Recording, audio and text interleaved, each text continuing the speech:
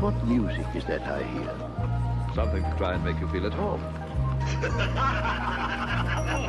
Hey, welcome to my second thrifting in Tokyo guide. Today's guide will be about the vintage stores in the suburb of Harajuku. And it's not going to be as comprehensive as my last video, the Shimo Kitazawa guide, because I was actually living in that suburb for 2.5 weeks. But I still have some really good tips for shopping for used and secondhand clothing in Harajuku, so let's go!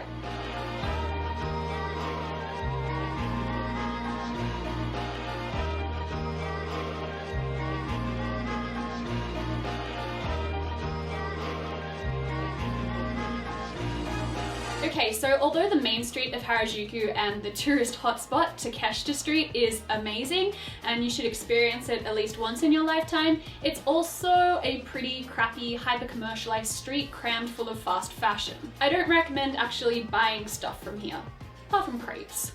If you're looking for longer lasting and more sustainable secondhand and vintage options, you pretty much want to avoid Takeshita Street altogether. In fact, you can avoid Harajuku train station itself because all of the vintage stores are actually a lot closer to the station called Meiji Jingume, and you want to hop out at the Meiji Street exit. Along with there being some really cool vintage stores along Meiji Street itself, it will also bring you closer to Harajuku Street, which is a much calmer, more chilled out, and in my opinion, cooler part of Harajuku. So here's a couple of the vintage and the thrift stores that I visited while I was in Harajuku.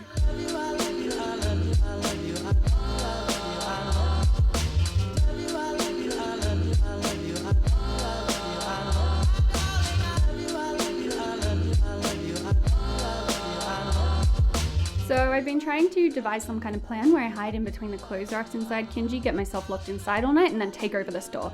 We'll work out the details of how I take over the store later, and then have Kinji become my own personal wardrobe. Far out, guys. Kinji is thrifting heaven. There are styles from Fairy K, 80s styles, lots of 80s styles, this awesome dog blazer, no, I didn't buy it, why didn't I buy it, regrets, all the plaid you could wish for, varsity jackets, and a very healthy helping of vintage skirts. I'm not exaggerating when I say that I nearly hyperventilated the first time that I walked through this Kinji store.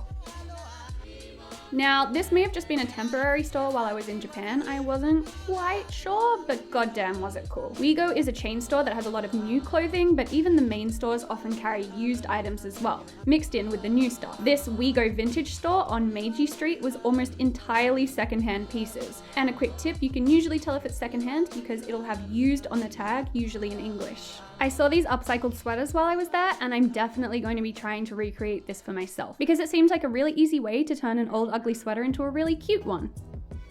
Chicago is an iconic vintage store in Japan, and there are at least 2 of them in Harajuku. The vibe in Chicago is very Japan does 80s, does 50s Americana, and I know that sounds like a very specific style, but trust me, it's a wide-reaching aesthetic in Tokyo.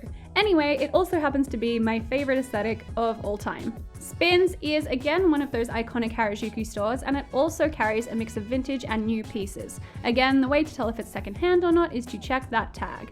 I didn't get anything from Spins myself, but it was still cool having a look around and seeing what's in style. And apparently velour is coming back in a really big way. I saw tons of cute girls in Japan wearing these pants. There's also a ton of vintage stores along Harajuku Street and on the streets surrounding it. Some are definitely more on the expensive side, but are also very iconic to Harajuku, so they're well worth a visit. I visited both Kinsella and Pinnap while I was in Harajuku, and the pieces inside are so gorgeous, but also so out of my price range. So the one thing that I really appreciated about Japanese thrift stores that I don't experience in Australian thrift shops is that all of the items of clothing and accessories in each of the stores go together.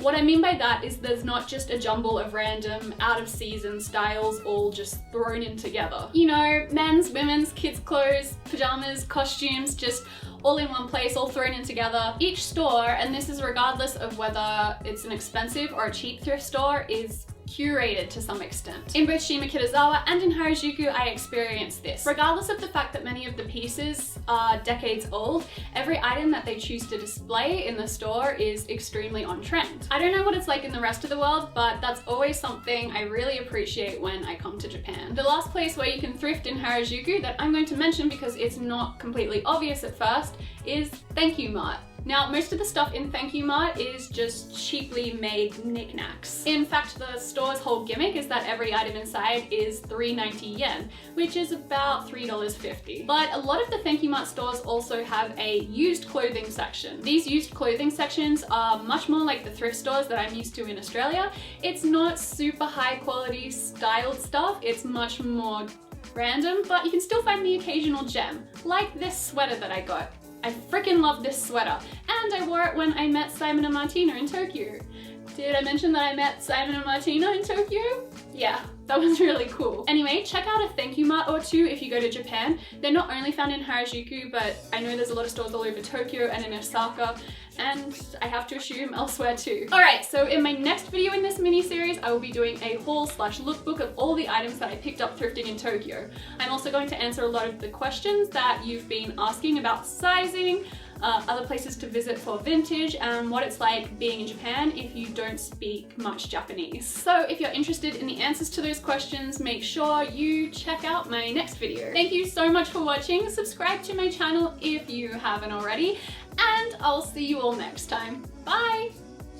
Thank you to all of my supporters on Patreon for making these videos possible. To become my Patreon supporter, go to patreon.com/AnnikaVictoria.